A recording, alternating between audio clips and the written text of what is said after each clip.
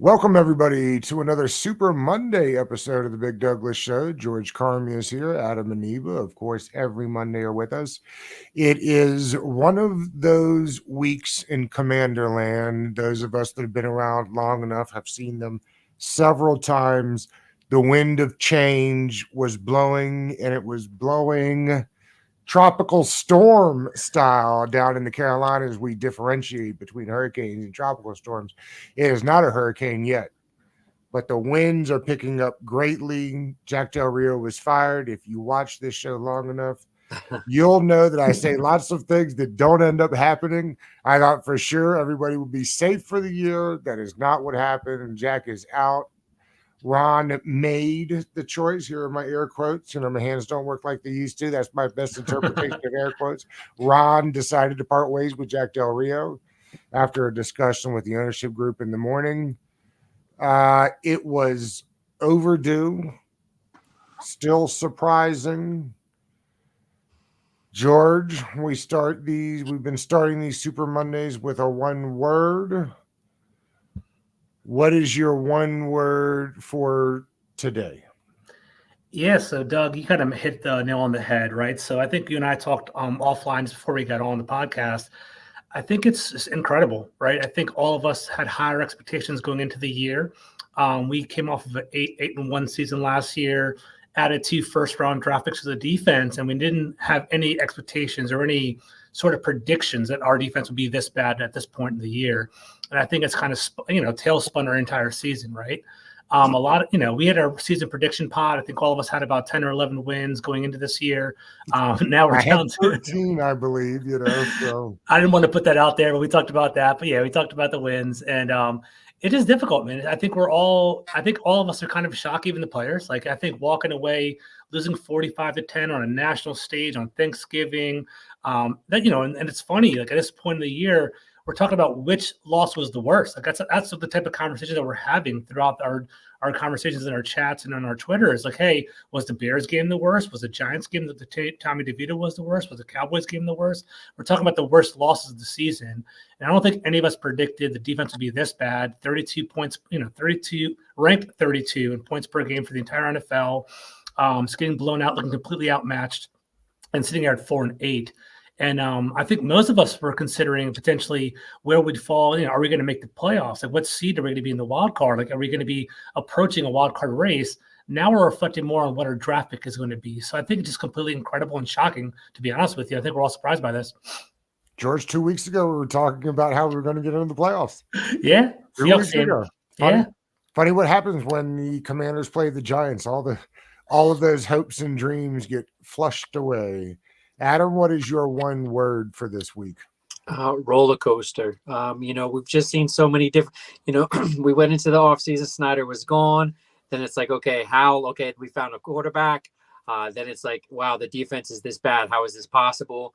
To now, JDR and the defensive backs coach getting fired. And I didn't think that it would happen this way. I thought that if they did it, it would just be, EB would be promoted to the interim head coach, Ron Rivera out too. But, we'll talk about the statement issued by the owner, but I don't know. I didn't like I didn't like reading that the way it was, because it was almost like, okay, Ron came to him and suggested this. I kind of feel like if I was a fly in the room, it would have been more like a leading kind of conversation, more like, you don't think he's the best, right? You think that, we can move on, right? I think that's the type of conversation that took place. I don't think it's a lie. I don't think Ron went to him and said, listen, we got to get rid of JDR. We got to make this move now.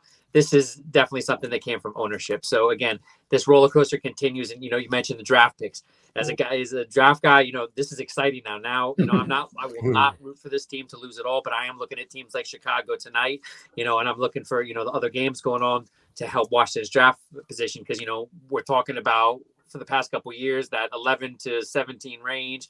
Now we're talking about top 10, possibly somewhere in the top 5 if, all the cards go where they may. And going from a left tackle to, there's talks of Marvin Harrison Jr., Bowers. So it's a major roller coaster ride. And I think once we get to the, the off season and fans can finally, digest it, and most of them can move on to the idea of free agency in the draft, hopefully this roller coaster will, still be going up and just not going down like it's been all season. It's interesting you said roller coaster. I totally dig that. And mine, I think, will be on par with yours, Adam. Mine is excitement. Yeah. I am excited. The whole thing to me starts right now. And by the time we get to January and we've got a ton of cool things coming up on the show once the off season gets here, but there is excitement coming. There will be a new GM. There will be a new head coach. There will be a new offensive coordinator. There will be a new defensive coordinator. And who knows what all that means. But I think, again, I remember when we heard Shanny was getting the job. Yeah. And it's that excitement. Now, however that worked out, maybe that's not the best reference for my excitement, but it was that kind of moment. I remember when hearing the news about Shanahan thinking, oh wow, here we go. We're finally going to get there. Now we know what happened. I think that was more ownership, and we won't dive into that. But I think excitement, man. I think everything we've hoped for the last 5, 6, 10 years with the previous guy and all of his buffoonery, it feels like that's not it. I mean, maybe the Chargers, but you talk about open jobs this offseason, and I think Washington will be, again, if you like Chargers and Herbert and living out in Southern California, I get that. And I won't begrudge you for that. But other than that, I think it's Washington. I guess if you love Justin Fields and the idea of having picks and moving around and getting a bunch of picks, you could be sold on Chicago. But I think excitement for this organization being one that is a premier destination now, it's exciting. I'll tell you, everything that I've seen on social media, reached out to anybody I know and I've asked, is Washington a desirable place? And they say things are totally different around the league right now. They're looking at their salary cap situation. They're looking at the draft picks. And even though there's so many in the fan base that aren't behind Sam Howell, a lot of people it's a foregone conclusion that they're going to run with Sam next year. And they'll bring in a guy, but that he's going to be the guy and they're going to be able to build around him. So it is a desirable destination. So I was surprised to hear how that it's viewed as the top landing spot over the Chargers, over a lot of other teams. And I think that our own fan base is still caught in that Ashburn syndrome, thinking that, who wants to come here, who wants to be in this situation. But fact is, it's finally now a desirable situation because this owner, one thing he does not have is a track record with intervening with, things on the field and how they go, in his case, on the court and on the ice. He's really been a hands-off kind of owner and really let people run the organization. So I think times are definitely different. And then, Adam, to that point, I think being in the NFC East is definitely desirable as well, right? Like playing the Cowboys, playing the New York Giants, playing the Philadelphia Eagles.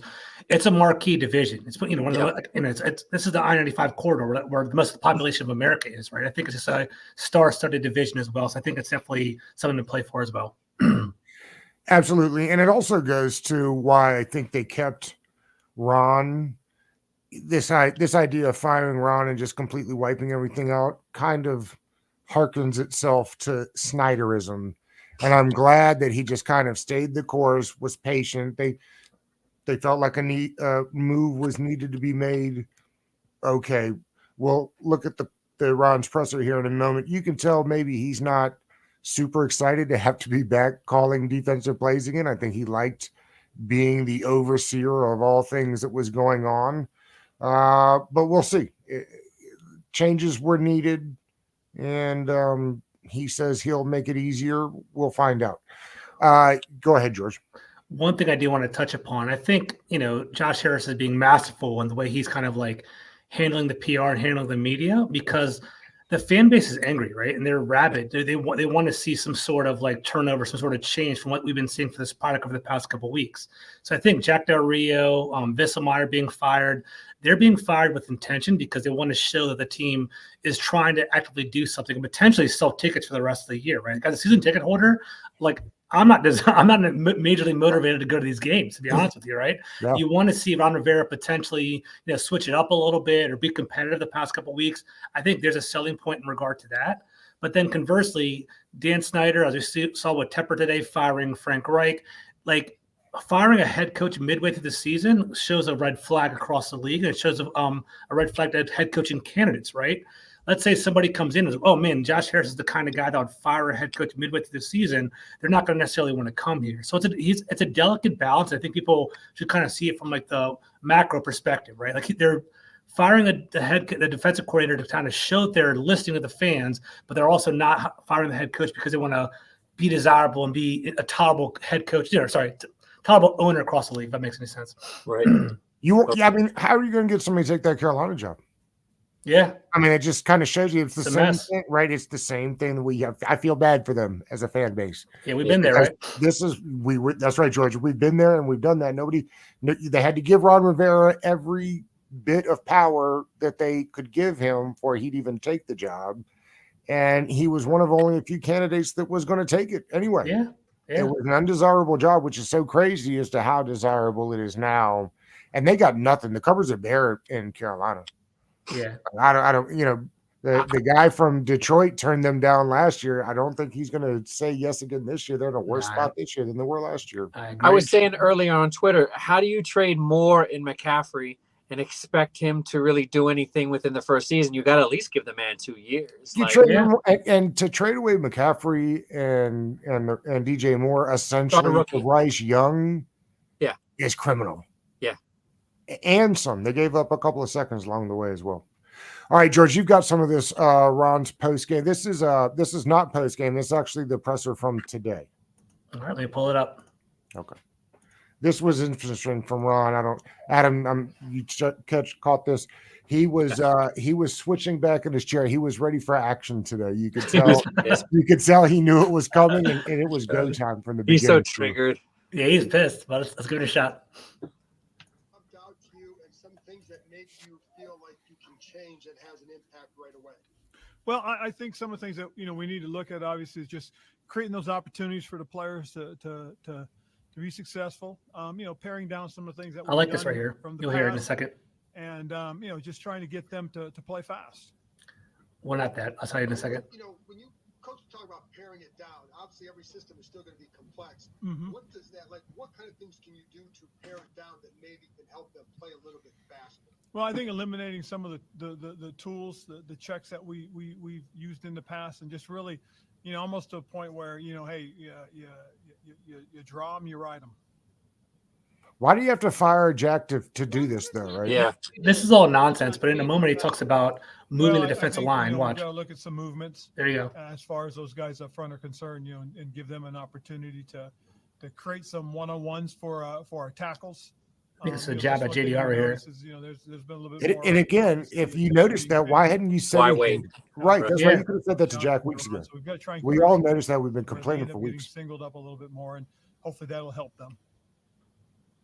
And do you have a status update on Sadiq? I mean, I know he's still on IR, but do you expect him to come back this season? We do. Again, it's it's a couple things. Chris Paul has become a fan favorite, but he has not been very good. The next thing being more so anything else. Is this Sadiq's last year? I think it is, right? We make decisions on players coming back. Obviously, you've got to find that spot where you're. They need 3 new starters on the offensive line for next year at least. Specific areas, offense or defense, that you're looking for growth for the rest of the season? Well, just for the most part, for the team in general. I mean, again, you want to see these guys continue to grow, continue to get better as football players, and do the things that they can and they're capable of, and just really refine those things, and see if we can create some opportunities to make some big things. I'm curious how much he disagreed with JDR. Right, we played man all year long. We're better as a zone defense. We played zone all last year as well, especially with Emmanuel Forbes. So how do you kind of balance those things? Well, they can. Again, a lot of it has to do with completions obviously is a really big thing. And then, being able to run the football based on certain running again, certain circumstances. You can tell Ron's kind of going down, fighting this thing. But the funny thing is, everything they're doing is because Ron said, "Here, this is yours. Go do it." Yeah. Week going as far as managing your time, what is different for you than was before? This is interesting here. Exactly that is time management, and so obviously we'll be tasked with that, and we'll just whenever there's an opportunity, we try to take it, and obviously Sean was able to force me to give you guys this opportunity. See, Sean, the barber is appreciate Sean for that. In terms of these meetings, I imagine that obviously you are in meetings over the course of a week, but you maybe can't get to everything because you're having to deal with different things. Are there different meetings that you're in now? A reminder, this is all call-in. Like, the reporters aren't there for this. That's all Zoom. With you now in charge? Absolutely. A lot of things have changed, and again, just got to look at opportunities to take care of certain things. Other things obviously have been handed off to other folks, but more importantly, focusing on the defense and then the game itself are probably the He's two got to most call his priority first game guys. against Miami. I think this is going to be ugly, to be Yeah, honest. cover 4, man. Just protect everything. Yeah.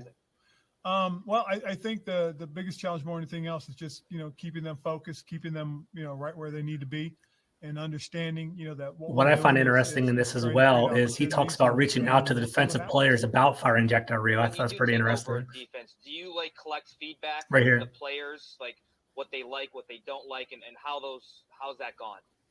Well, that is one thing you do is you most certainly want to make sure you talk to, to specific guys. And that's what I did on Friday and on Saturday and then on today. And, we'll continue to take input from those guys, but also more importantly, talking to the coaches, listening to the position coaches and kind of getting some feedback from them as well. And just going from there. I like to hear Ryan Kerrigan. That's why I would love to hear some uncandid stuff. And it's crazy. I didn't even realize that, they fired Chris Harris and brought in Vesselmeyer, who was a high school football coach before that. Yeah. He had connections with I think JDR. it's more about the guys that are playing right now. And again, seeing them grow and develop. I think that's really one of the more important things is playing with who you have. We're not going to reach out and just throw somebody out there for the sake of saying, well, I wanted to see what he did. I think this is more about, again, this is who we have, and let's continue to work with them and continue to help them grow and develop. Where do you think things are at with Emmanuel, and is this ending stretch of the year important for him? Oh, absolutely. I think a big part of it is where the elbow is. I mean, he did have a pretty significant injury there. And so we'll see how he is and how treatments are going. And It's the elbow for Emmanuel? Yeah. But they don't. It's not. We're not saying it's a sprain, bone bruise. Like, we don't know. When's the best opportunity to It's get him back on interesting. football. Never missed a game in college. Hey, Ryan, more of a kind of a different role for you now. You're obviously it's gonna be more hands-on. You calling the defensive plays. Do you enjoy that? Like, do you like more the hands-on approach now? Well, it's most certainly different, and just Well, I don't have a choice here. Again, one of the really cool things has been In Ron's defense, This is not in Ron's defense, decided to fire Jack Del Rio. I He refuse. did not. No, Yeah. this press conference does not say to me he had to go, and I was all on board. Yeah, at all. The body language says it all. Is, just paying attention and watching the game tape and really just taking the notes from each game that we've had this year. I think it's just a matter of getting a sense and a feel for what our guys do best. And that will. There's a lot of little subtle hints and crumbs if you listen to it. We'll debrief after the video. Personality, and then you've got to be able to match that. Yeah, you stop this, George. I think that's pretty much the end of it. Gotcha. It was the body language was incredible. Oh yeah. I imagine he was talking to the owner like that. That was probably what a lot of looked like when he was talking to the owner about all this. It's definitely a submissive stance, right? So what are some of your takeaways? I guess, Adam, we'll start off with you. What are some of the takeaways from the video? Yeah, well, like we said, it was a move forced upon him. I don't think he wanted to do this. I think he just wanted to continue to do what he was doing. And I think it allowed him to oversee the offense as well. And I think he liked doing that. And he made a comment about, I don't think it was today, I think it was after the game, about whenever it was, they fired Del Rio, about not being able to oversee, the other side now. And if you're really going to take what we're hearing on social media, rumors and stuff, that players actually came to Ron and wanted him to take some more power back from EB with the offense, it kind of leads you to believe that maybe ownership took all that in consideration as far as firing Ron and making EB, the intern head coach, and thought, maybe it would be the worst way to really go about it and just roll it out with Ron. But again, I think his body language, everything to show me this is not something he wants to do. He just doesn't have the answers. That's what it comes down to with Ron. He's not a bad guy. He just doesn't have the answers. And a lot of people said on social media, it's just interesting because from Carolina with JDR and him, the lack of emphasis on linebackers, it's somewhere along the line their philosophy's changed. And with Ron, I don't know when it happened. I think JDR, he just aged out.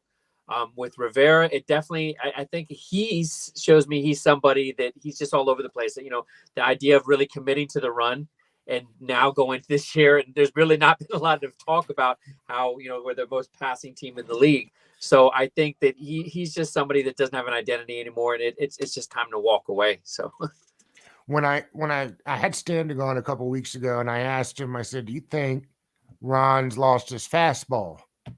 Because he was this riverboat Ron that people I think were on board with coming out of Carolina, and they kind of were aggressive his first year there, and then what with all the setbacks with cancer and COVID, and moving on from Haskins, and Haskin dies, and there's several other people on the team. I mean, like those 4 years were so crazy with Ron. So I asked him, and I said, "Do you guys feel like he's kind of lost that edge a little bit?" And he said, "Well, nobody ever asked him the fastball questions. I don't know about that, but it's obvious that he doesn't have the same aggression that he's had before." George, that looked like a man that was up there because Sean DeBarbery said, "Get your ass out there and talk for 7 minutes because you just fired the defensive coordinator." Absolutely. Definitely doesn't want to be there. I think he's kind of over the media right now as well. My big takeaway is that he maybe delegated way too much to Jack Del Rio and Eric Bieniemy. And I think he complied and was like kind of like let them do what they wanted to do. But I don't think he was necessarily happy. That was the kind of subtle undertone that I caught, right? He talked about how the defensive tackles were not moving around, how they were kind of, stagnant at the same position every single time. He talked about maybe switching that up, and also talked about putting people in position that work better, like in better spots, right? I'm hearing more like zone, like in a kind of diversifying the back seven, right? All Jack Del Rio did all year long was potentially like blitz the front four, do it in a vanilla way, and have the back seven just kind of drop back. That's all he basically did all year long. And I think there wasn't any creativity there. And I think it was easy. I feel like other offensive coordinators saw it and exploited it all year long. But feel bad because Juan's here. What's up, Juan? Yeah. What's up, man? What's going on, gentlemen? How you doing? I appreciate y'all for having me on tonight. Yeah, man, excited to have you. We just got through watching the Ron press conference from today. I don't know if you got to see it or not, but basically we were just kind of giving our thoughts on the Jack Del Rio firing and Ron now kind of taking over the play calling duties. Your initial thoughts, Juan, on the big news coming out from yesterday? Yeah, so once I heard that Jack Del Rio was fired, to be honest, guys, it didn't move me at all. I felt as if I was going to have a real reaction to it. It should have been something that happened a couple weeks ago when we still had a chance at potentially flipping the season around. But at 4-8, it really doesn't move me. It just screams to me like the ownership is now stepping in. I don't think this was a Ron Rivera move at all. If it was up to Ron Rivera, he probably would ride out with the rest of these guys the rest of the year. But it was an ownership move. That's what it seemed like to me. And as far as Ron Rivera taking over play calling, I mean, I don't know. Ron hasn't called plays since 2019. I don't know what to expect. I will say it gives me a reason to want to watch Sunday to see if there is a difference in the defense. But as far as expectation, I mean, we still have the same players out there, right? I'm pretty sure it's still going to be the same kind of scheme because you can't change it over, course of a week. So, I mean, I'm not really expecting much difference, but who knows? Maybe he can provide some type of boost to this defense that was lacking. Juan, when did you get started with the YouTube channel? So I got started with the YouTube channel. I would say my 2019 year is when I started uploading kind of consistently. That 3 and 13 year, it was pretty dreadful, but what a time to start. But I would say that was the year, right? That was the year that I kind of got started with it. Is the roster better now than it was then? Oh, by far. I mean, guys, we were talking about Robert Davis being our wide receiver one during those times, man. It's by far better than where we were in 2019. Now, is it good where it should be in year 4 of Ron Rivera? Not as quite, but it definitely has got better over the years.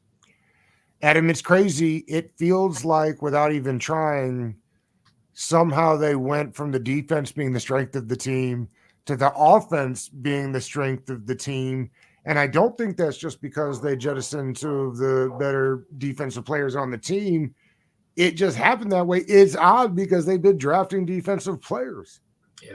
Yeah. I mean, was it like 7 first rounders on that defense or something like that? That's close. And then the defense is not performing as well. We shipped off 2 of our first round picks. So, I mean, it definitely is disappointing. I think it is a big part of the scheme, but also we got to look at the players that we drafted. I mean, Jamin Davis, looking back on it, he was supposed to be really a 3rd round pick, and I don't think they redrafted Jamin Davis if they had to do it over again.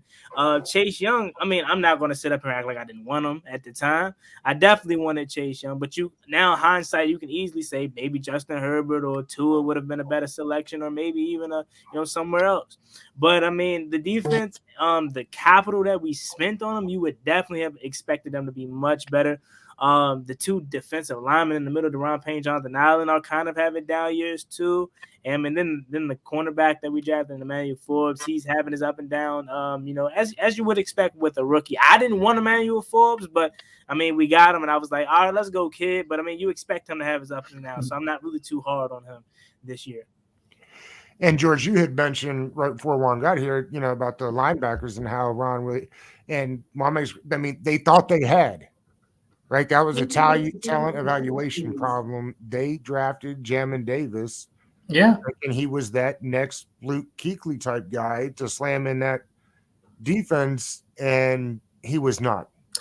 And he's coming back because 2 picks later, George, is Christian Darrisaw. I was just about to say that. So the team seems to outthink itself, right? They kind of have a little bit of an arrogance to them. They feel like, you know what, like, I don't care about consensus sports. I don't care what the experts say. We're going to coach them up. We're going to pick traits and potentially develop them in that regard.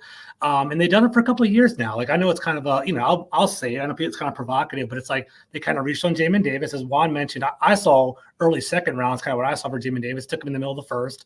Emmanuel Forbes, early 2nd round, late 1st. We got him in the middle of the 1st round as well. Jahan Dotson, same thing. I like Jahan Dotson. I think he's actually a pretty refined player. He was supposedly going to be late 1st round, early 2nd as well. So they tend to pick players that potentially character and high quality guys and good people, but they don't necessarily go for the home run, the highest quality player. Like yesterday, over the weekend, I saw Kyle Hamilton, shining on the Baltimore Ravens defense. We saw Christian Darrisaw was having a great year. My pick for that Jamin Davis year is Christian Darrisaw. I wanted him, right? My 2nd pick, Jeremiah Wusu-Karamoa, right? He was balling yesterday too. You're seeing these players ball, and it's like, you don't have to outsmart yourself. It's right there. Everyone's saying he's a good player. There's pro scouts across the nation that are giving you feedback. Take it with a grain of salt. I mean, I guess everyone's paid too, and they kind of want to follow their gut. That's the fun, the thrill of the game. But at the same time, sometimes refer to the crowd. I think that's what happened over there. The team could have had if they'd have just done the Steelers draft. Think about what this team would look like right now if you had Roderick Jones and Joey Porter Jr. on the team. Yeah. If those were your first 2 picks, and that's the problem. They have messed the first 2 picks up for the entire time. And after the Ron Rivera era, and George, we kind of talked about it. I don't have a problem saying it. Like the big home run hit that you got from his time here was Cameron Curl. Yeah. And I'm not so certain that, I like Cam Curl, but if that's what if that's the guy you're hanging your hat on after 4 years, then y'all didn't do it right. I mean, they still don't resign. And during his time, he still doesn't resign. Like, extend him. It doesn't say a lot about him. You know what I mean? Like, right. I mean, can you give Cameron Curl $15 million a year, Juan? I mean, where do you stand on Cam Curl, Juan? Where I stand on Cam Curl, I definitely would like him back at the right price. Love Cam Curl, but also I know he isn't a guy that has created turnovers, and turnovers is what get you paid at safety. Yep. So as much as I like a Cameron Curl, if the new regime comes in and decide to replace him, I'm not gonna be mad, because I'm like, all right, I love Cam, but he isn't creating turnovers. You know what I'm saying? And that's what gets you paid, gets you that 15, 16, 17 million dollars a year. And quite frankly, he may not be worth that. But if I had my choice with it, I definitely think Cameron Curl is the guy that you build this defense around. It's not the Bama wall up front. No, it is not. In fact, I tweeted the other day, I think I probably, if I could go back and redo this trade deadline scenario, I probably would have kept Deron Payne and Montez Sweat, figure out a way to pay Sweat.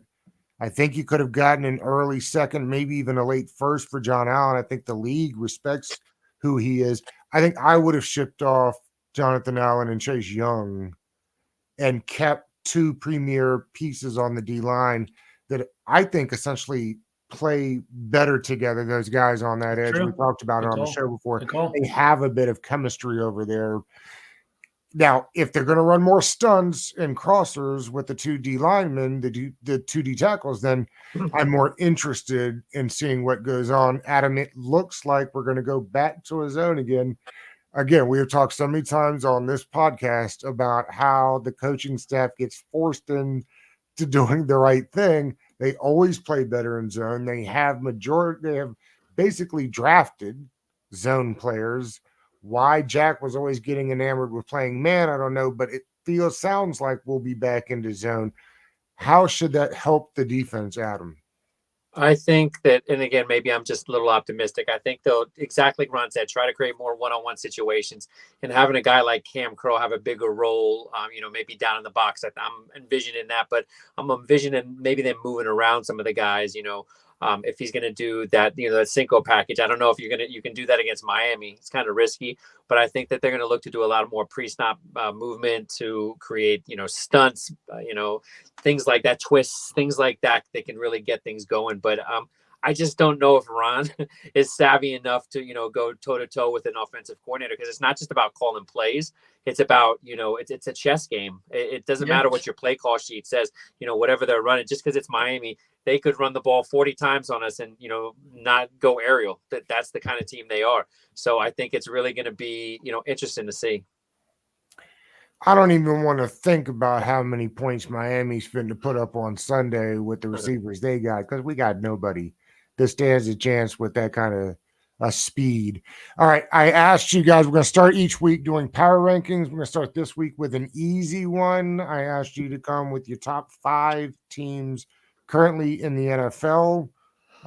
George, let's start with you. All right, my number 1 overall team, the Philadelphia Eagles. Man, I hate to say it, they're scrappy, man. They can win. They win ugly. They win big. Jalen Hurts he's pretty strong at determining when to run and when not to run. He knows how to use Devontae Smith and AJ Brown, DeAndre Swift, great strong running back. I mean, they're a well-balanced team all the way around. They can win in multiple ways. So the Eagles altogether number 1.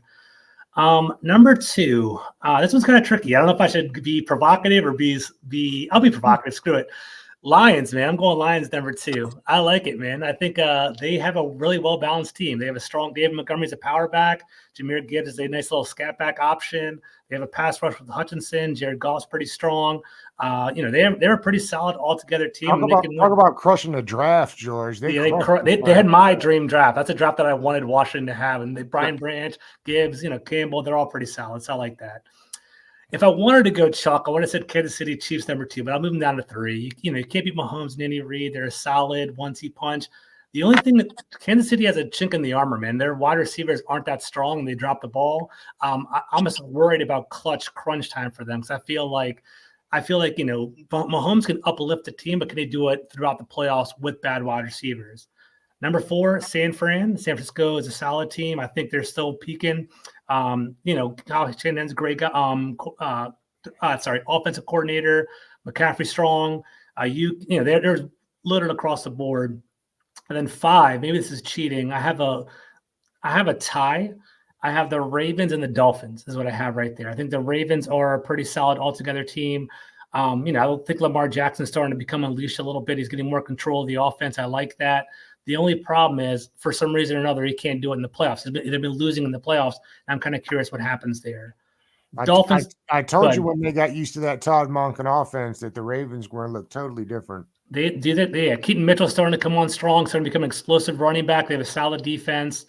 I actually would put the Ravens above the Dolphins because I think the Dolphins have a great offense, but offense doesn't travel that well. And if you go to Kansas City during the wintertime, or if you go to a different place, they might be stopped. So I think the Ravens are more of a balanced team than the Dolphins, in my opinion.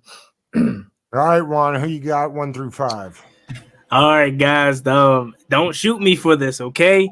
But number 1, best team that I have in the NFL right now is the Dallas Cowboys. I hate to say it, but I think they right now, are playing at a all-time high. They're the hottest team in the NFL. And I understand people are saying, look at their schedule. They're not playing any competition. I mean, what they're not supposed to do, play what's on their schedule. They have no control over that.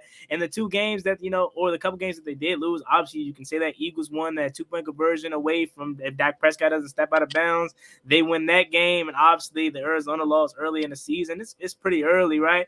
And then that 49ers one was pretty bad. That was like the only time they were at an all-time low. But other than that, they've been clicking on all cylinders. Offense, Dak Prescott, I mean, has he thrown his name in the MVP hat after that performance on Thursday? They've been really good, and I think that defense, obviously, with Dan Quinn, we don't have to talk too much more about DaRon Bland. I'm just glad, and I hate seeing people get hurt. I don't like anybody getting hurt, but I'm just glad Trayvon Diggs isn't out there to help DaRon Bland right now. They have two studs for the near future, and you just look at that and like, man, not only do we have to play against that twice a year, but, man, I wish we had something like that. So I think right now, I'm going to go Dallas Cowboys, best team right now.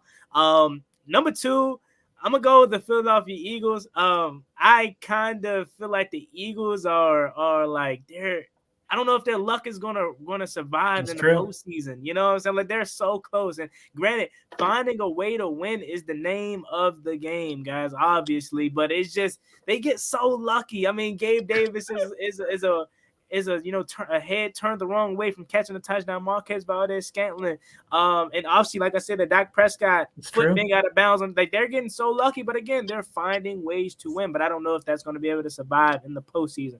So Juan, it's one of the real quick. It's one of the things I like about their offensive coordinator. They find ways to beat teams. Yeah. Right. Like they're not concerned about doing it the Eagle way, whatever that may be, like every single time. Like the offense coordinator has them figured out how to win each Sunday, and they go out there and execute that. And if that's winning by 3 or by 30, they've got that mindset. We just need to win this week, and I dig that. Yeah, I mean, but you talk to some Eagles fans, they absolutely hate Brian Johnson. I mean, but you go from him to Shane. You go from Shane Steichen to him, I can kind of understand it. But, again, they're finding ways to win. That's all that matters. And at number 3, I'm going to have to go AFC team here. I'm going to go with Kansas City. It was kind of a toss-up between Kansas City and Baltimore. But for me personally, even though Kansas City doesn't have the firepower that a Baltimore Ravens offense has, for me, I just feel like the Ravens are a little bit inconsistent, or they're just scaring me. Like, they're a team that they should be putting these teams away. Like, Chargers, they shouldn't be in the same ballpark as you. You know what I'm saying? But they just don't. They lack that killer instinct for me, and they let teams hang around, and that is not going to be good for the postseason. Especially if some of your division rivals get in this thing, like maybe if Pittsburgh or if Cleveland. I know they're dealing with a ton of injuries in Cleveland, but if they find a way to get in the postseason, I don't know if Baltimore makes. This is their time to strike. If I'm Baltimore, if you don't win it this year, or at least making a Super Bowl appearance, I don't know if you have it in you. So I got the Ravens. Then at number 4. I'm going to go ahead and go Detroit, too. Detroit has been really, really surprising this year. Now, they kind of disappointed me because the one time I actually was rooting for them to win versus the Packers, they let me down. Yeah. But, I mean, they've been absolutely amazing, and that's kind of where you look at from wanting to build your team. Dan Campbell came in that thing, and he turned it around. But you let our coach tell it, we're still 4 or 5 years away from turning this thing around, man. But they killed the draft, like you guys mentioned. Sam Laporta, Jahmyr Gibbs, and they have a ton of weapons on their offense, and they're really good and they're well coached. And then at number 5, I think I am going to go. I know you got the 49ers out there and stuff like that, but I'm gonna go ahead and put Baltimore up in there. I still think they are a team on both sides of the ball, defensively, offensively. I feel like they're good, and Tom Monken just came in there and gave that offense new life. So that's my top 5, and I kind of feel confident right now with that. It's a good one. All right, Adam, you're up. Yeah, Philadelphia number 1 for obvious reasons. Right now Jalen Hurts arguably playing the best ball of anyone in the league. But to me, it just comes down to that offensive line. I think if you have an offensive line like that in the playoffs, and then the kind of defense they have, some of the acquisitions that they made, I think that'll really help them when they get to the postseason. So I have them going to the Super Bowl against Kansas City. So of course I'm gonna have them number 1. But number 2, I'm a little higher than most, but the Baltimore Ravens. not only do I like what they're doing on defense, two guys I evaluated coming this season, especially, Keaton Mitchell. He was a guy I really wanted on Washington. When you have guys like that at this point in the season, the young guys, Zay Flowers, if they're playing the kind of ball right now that's sustainable. And I think if you have that defense, you have Lamar Jackson that can always make a play. They're sneaky good right now. But yeah, a couple things go wrong for them, and that's it. They don't really have, although Lamar Jackson is a playmaker, I don't think you can week in and week out, expect him to, beat you through the air. I think if you can minimize what he can do in the ground in their ground game, they're really a lot harder to stop. But when we get to number 3, that's where it gets real tough for me, because that's when, I really like the 49ers, especially, the way they've been playing and, how Ayuk and other guys have been stepping up besides McCaffrey. But, man, Kansas City, it's Mahomes. And not only Mahomes right now, one thing that they've had an issue with is their defense. And I think right now their defense is sustainable. I think arguably better than the offense right now. It's crazy. They're if without them right now, Kansas City is not where they are. We will probably won't be talking about them in this power ranking, but I have them comfortably at number 3. Number 4, that's where it comes a toss-up. The 49ers and Cowboys. Cowboys are playing great ball. When you got when they had their injuries in the defensive backfield, you thought, this is the end for them. But what happens? Bland breaks the record against Washington for most pick six in a season. But I have 49ers just a shade over them because it's coaching. To me, it comes down. I think that the Cowboys will do what they do. They'll go far, then they'll just drop the big game and they'll just drop the pooch. And Dak, to me, he's a guy that you just waiting for him to make that mistake. And even though 49ers have Purdy, young guy, a lot of mistakes could happen. I just really like what Shanahan has going on over there. I think that they can win in a lot of ways. They used to be just Debo, but now there's a lot of ways that they can win in a game. Again, another team with a really good offensive line and, building this defensive line. It's not just Chase Young. They acquired Randy Gregory. They have a good rotation going on there. And then 5th, Cowboys.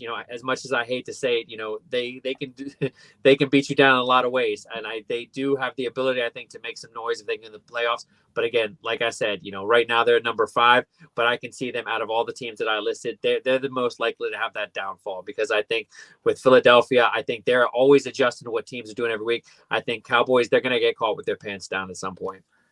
You know what's crazy, fellas? All year long, everyone talks about how the NFC is trash, and the AFC is so much better. All of our power rankings are littered with NFC teams, or all of them. Cowboys, Eagles, crazy. Yeah, it made a big switch once the season actually started. Yeah, I think people thought the AFC was loaded. And one team that won't make the power ranking, but Juan kind of mentioned them off the humble. It's so crazy to me. Pittsburgh is 7-3 right now, and you talk about coaches you'd love to have, like sign me up for Mike Tomlin. Yeah, anytime. People talk about retreads, and I don't want them, but Mike Tomlin can coach my team anytime because all he does is win. Yep. Yeah, it's incredible. Who would think that there'd be 7-3 right now, and there they are competing for a wild card spot? Right. All right, I'm with you. I'm with most of you. I have Eagles. I think they're the best team in football right now, and they're just playing games to win. I actually have the Ravens in number 2. George, you had mentioned about defense traveling in the postseason, and what they've got is maybe the best defense of the league. They gave up a lot of assets for Roquan Smith, and this is not me being a Georgia homer, but you can tell the difference that Roquan Smith makes on a defense. Patrick Queen was not who they thought he was. Add in Roquan Smith and Queen's back to playing like a Pro Bowler. So I found that to be very interesting, and I think that works. Kyle Hamilton was everything that we thought he was going to be coming out of Notre Dame. He could have been a commander. He's not. That's the story for another day. At number 3, I have the Chiefs. Adam, you mentioned it. I think the defense is the best they've had maybe under the Andy Reid era. They're kind of pulling this offense along. The receivers have let them down most of the time. The offensive line, not as good as it was last year. The offense is literally just hanging on a little bit of the running game and the best quarterback in the league and the best tight end in the league. So I think they deserve to be number 3. I think it's interesting that they feel like a defensive team this year. I always hate to give the Cowboys credit. I think they're the 4th best team in the league. They've got a ton of talent. I actually think they're coached pretty well. I love Dan Quinn. Dan Quinn would be a guy, if he wanted to come to Washington, I would consider that. I think we've talked about it here, and we'll continue talking about it. I'd rather a new guy on offense. But lest we forget, Dan Quinn took the Falcons to the Super Bowl. So it's not like he doesn't have the chops to do it.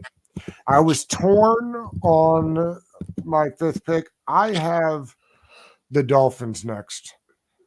I know that the offense isn't supposed to be a playoff thing, George, but damn it, they could put up Good points offense. in a hurry. They're one of Yeah. those teams like in college where when you get down, they don't care. We'll just keep chucking the ball and figuring it out and scoring, and then we'll see what happens. That's what they do, and I love it. Have you guys watched any of the new in season for Hard Knocks with them yet? Oh yeah, just No, the I haven't yet. episode, yeah.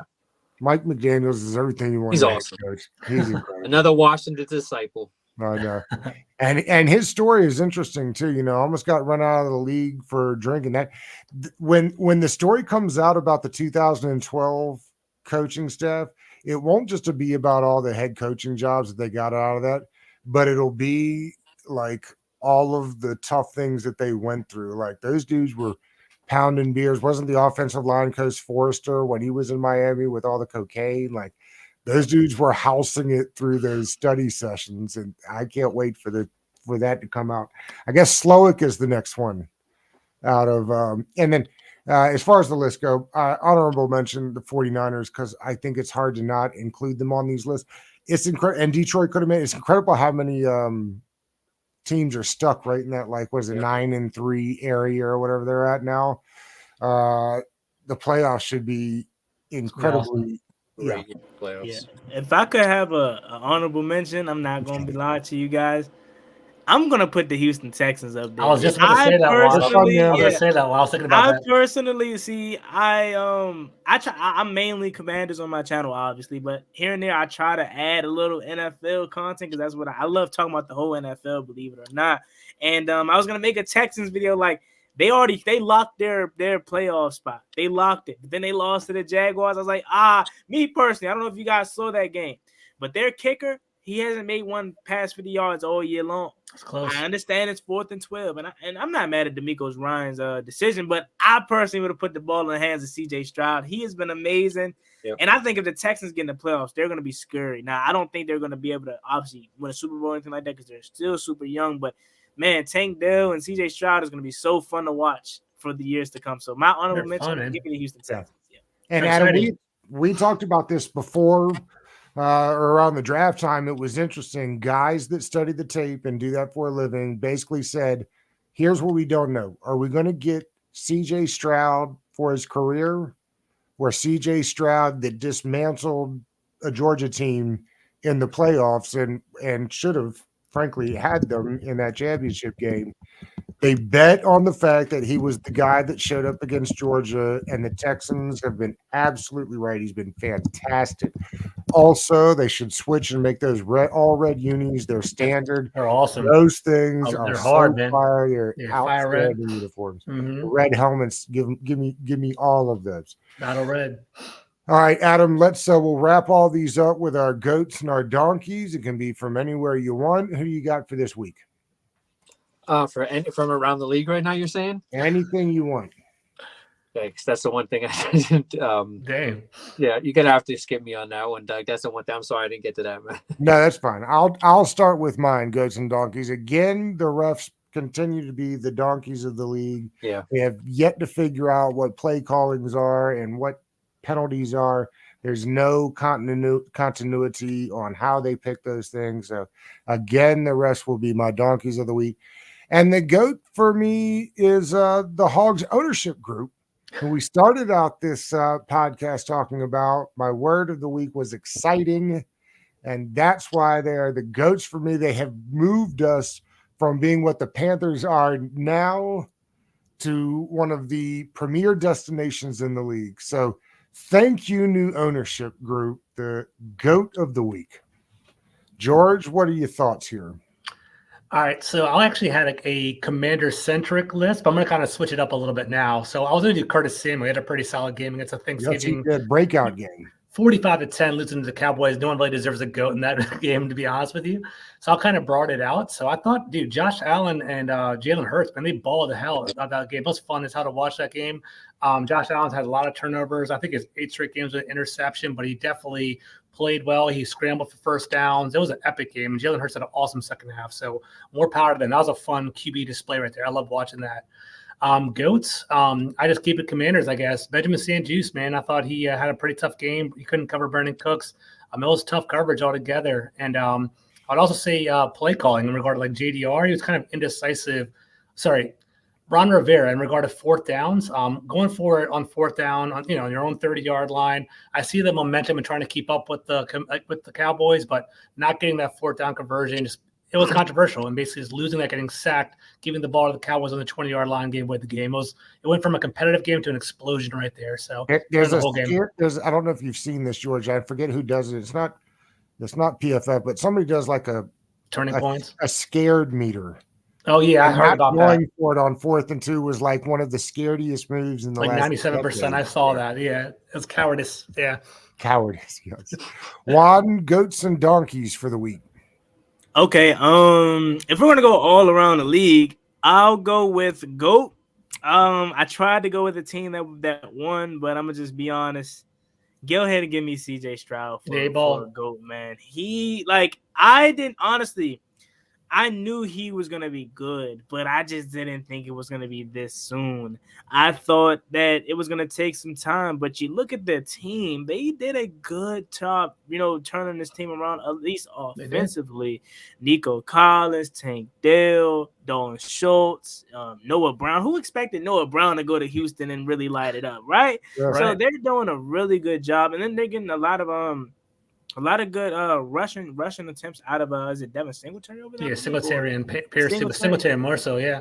Yeah, that team is, I think, ready to win offensively this year. Now, again, I don't know if they're gonna make a deep run, but go ahead and give me CJ Stroud. And just to stay off the Commanders because we're an easy donkey. I was gonna go us, but give me David Tepper, man. Oh yeah, man. I don't know a lot about David Tepper and what's going on in that thing specifically, but on the outside looking in, I feel like he's kind of too hands-on.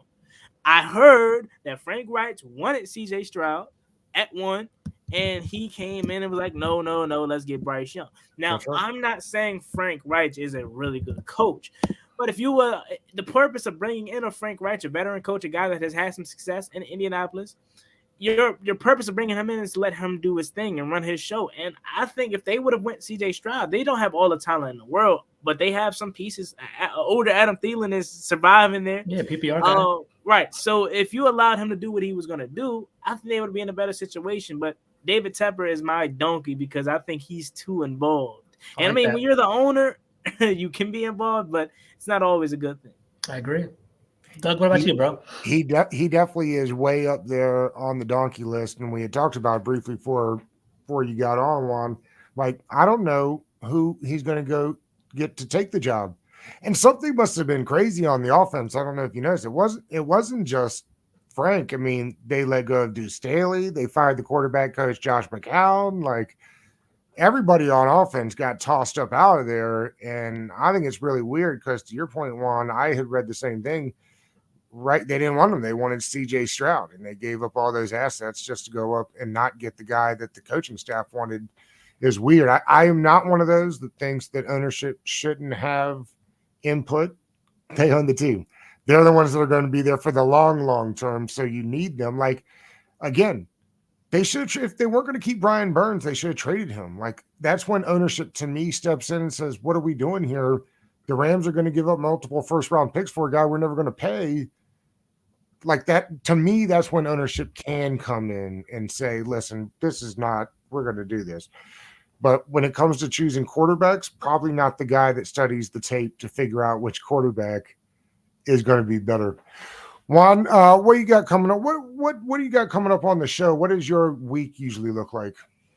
Yeah, so weekly, I typically try to get out 3 videos a day, no minimum 2. All revolving around the Commanders and the NFL. I want to get consistently with talking about the NFL on top of the Commanders because, again, this is what I love to do, similar to you guys. So that's what my weeks consist of, just trying to come up with different video ideas. And now that the season is pretty much done, it's going to allow me to be more creative with potential draftees and where we're going to be at in the draft. So it's going to get a lot creative over on my channel and a lot of fun things coming. So, yeah, every day try to get at least 3 videos done, or 3 episodes, 3 shows, whatever you want to call them. And you can catch me over there at any time throughout the week. Yeah, I dig the channel and the stuff you're doing over there. Quickly before we get out of here, just because I'm curious your opinion. If they draft in the top 5, you looking at quarterback, receiver, or the tackle?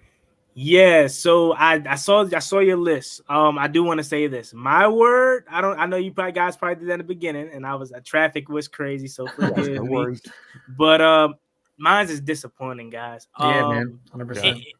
For what we thought could have been this season, it totally went the opposite way. I mean, obviously the last couple years, don't get me wrong, we have holes on the team, but we kept saying we're a quarterback away. This team is a quarterback away. They're on the cusp. 7-8 wins every year under Ron Rivera with no quarterback. They get a quarterback, and we think we have the quarterback, some of us.